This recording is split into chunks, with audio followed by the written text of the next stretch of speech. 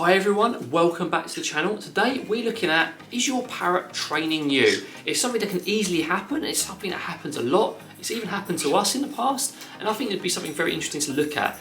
Our parrots training us can happen often without us realising it, and it's really important to be mindful of when it does happen and see if maybe it's not the best thing and if we can work on it. Now, one of the most common ways parrots train their humans is by screaming. We see it a lot in consults, I see it a lot in my comments just on this YouTube channel, and parrots train us by screaming. So a parrot will scream because they want something or they don't want something. For example, they want to be fed, they want their attention from you, and they will scream and scream and scream, and us being us humans, we'll give in, we'll come into the room, we'll give them tasty snacks, we'll give them attention, and that just leads to more screaming. So in reality, your parrot is training you by screaming. They scream for what they want, you run in and provide it. I do have a video that has sort of some solutions to this potentially, which I'll leave a card for now, but sometimes it does require a consult or a lot of patience from us as humans. So it's worth being mindful. Is your parrot screaming because they're a parrot, or is your parrot screaming because they know they're going to get what they want from you?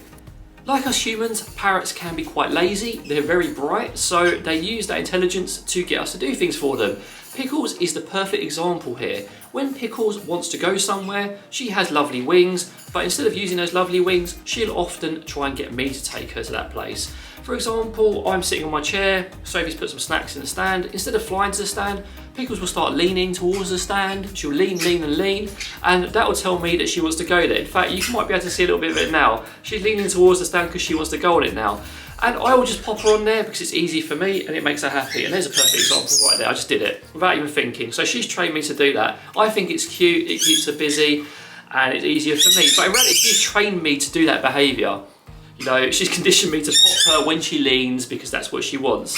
And as a form of training that our parrots do to us, I don't think it's necessarily as bad as some of the others. However, I do have to be mindful sometimes that Pickles does need her exercise, she does need her wings, I may be busy, so sometimes I will just let her lean and I'll encourage her to fly to what she wants instead.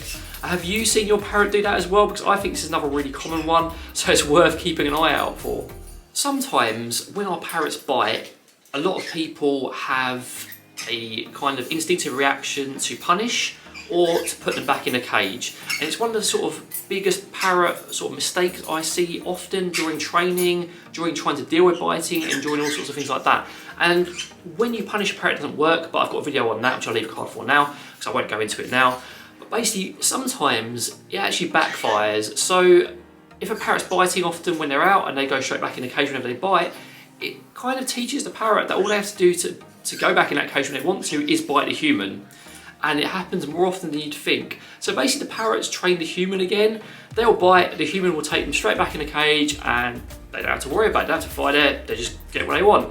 So be very careful if you do put your parrot back in the cage straight after being bitten, because you may create this sort of link to them. If you're really struggling and then you need a break from them, that's fine, they can go back in there, but don't do it just to punish the parrot or because you think it will solve the problem, because ultimately you're going to do the opposite, and in reality they should be training you. Another really common one, and that is flipping the bowl to get a change of food. It's basically like sending your food back to the kitchen in a restaurant. They don't like their food, they don't like their chop, so the easiest thing to do is just flip that bowl, goes on the floor, humans like, oh no, my parrots haven't eaten, and then they change the food up and provide a fresh bowl of maybe tastier snacks. I know Scampi's tried to do this in the past, and we were very aware of it, and we sort of stepped in very quickly to make the bowls very difficult to flip.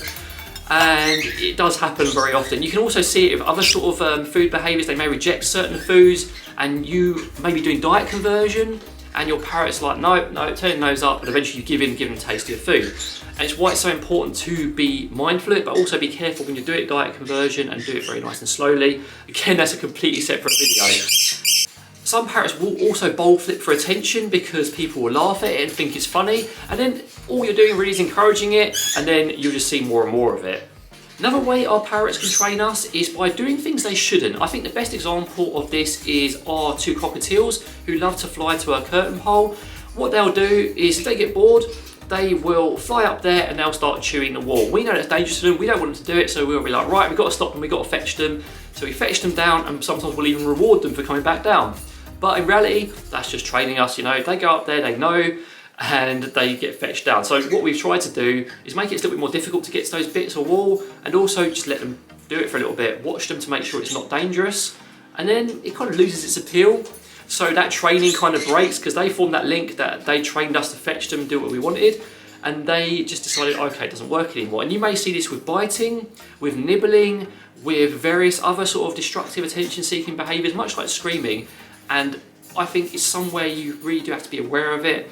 Make sure they're safe, obviously, but try and resist the temptation to do exactly what they want immediately. And one other point in this video, I'm not saying that you shouldn't sort of look after your parrot and give them what they want. There are certain situations where you should, but you do have to be careful of being trained by them. You know, me and Sophie are all about permission-based training, choices for our parrots, and just basically giving them the best life we can. But again, them training us isn't always the most ideal scenario.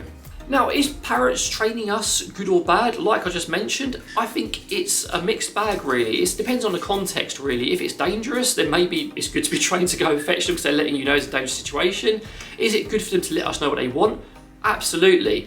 But if you're basically being trained to encourage destructive behaviour, more behaviour you don't want to see, like more screaming, more biting, then I wouldn't say it's very good that they train us at all, and we need to be sort of taking steps to correct that training in ourselves. What is your opinion on it? You know, what do you think about parrots training us? Let me know down in the comments. Loads of more training videos on the channel, including videos on bonding mistakes, training mistakes, which I leave a card for now, that you can explore. But in the meantime, from me, Scampy, who's currently relaxing with Sophie, and Pickles, who's decided to settle down on my shoulder, take care and have a really nice day.